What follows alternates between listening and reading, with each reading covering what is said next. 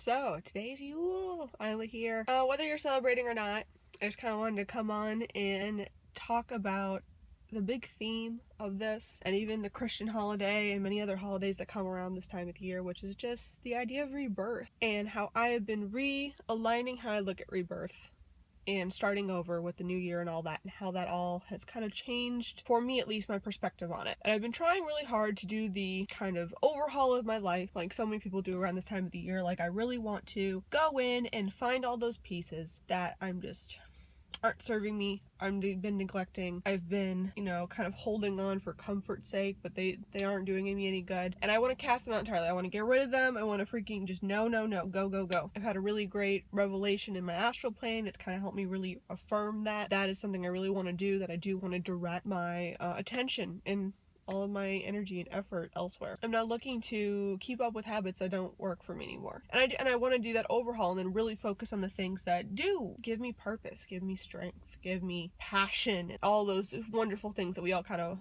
want our life to be all about. With that, though, comes the idea that sometimes people, I think you go into this whole cycle of rebirth and you think that, okay, I'm going to do it, and bing, bang, boom, it's done. I have restarted my life. Even if you have kind of dealt with your shadow and put that all in the back burner, put it to the back seat, or you've made a big stride in something, you suddenly get to go on the good stride and you're shocked at yourself that you haven't overhauled your whole life in one night. Especially when you're focusing on the good. You're like, no, I've done this. I've done all these good things. It should feel bigger. It should feel better. And this is where I actually take a lot of comfort and I'm finding a lot of inspiration from the whole tale within Wicca about the god and the goddess. Because with the rebirth, the god is being reborn. That is the next stage in life. But he's just reborn. And then he goes to this whole growing period. He will not come into his full valor until later on in the year. And I think that's something good to remember and to remind ourselves that rebirth, that starting point, is like you're an infant in whatever you're doing. For me, I have to remind myself a lot with witchcraft. I was not even baby witch. I was infant witch 6 months ago. I am just now coming into a small understanding of a lot of these things. Even if I have been dabbling in bits and pieces of them for long periods of time, this is the first time that I have really taken them all together and used them for the potential of my craft or my spirituality. This is a rebirth for me. This is a huge opening up of my life as a whole. And so it's okay if I'm still crawling. It's okay if every step I make, even if it doesn't feel as drastic to me, I'm moving forward. That is the thing I'm doing. You don't expect someone to pop out and just be like, yeah, I can walk and talk and do all these things, and this is the magnificence that is my life now. No, you expect for someone who has been reborn, for someone who has been born at all, that they slowly start being able to hold their head up. They'd be able to talk, walk, all these things, bits and pieces. You grow slowly. And having the patience for myself in that, knowing that even as I take this next big step on my journey, as I'm really pushing myself to do even more, to really look at my life and go, okay, so I'm going to go this far with this. I'm going to push myself. I'm going to restart my life in a sense to really get me where I actually would like to be. That small updates to things are okay. It's the small progresses. It's the small daily habits that really build into something bigger.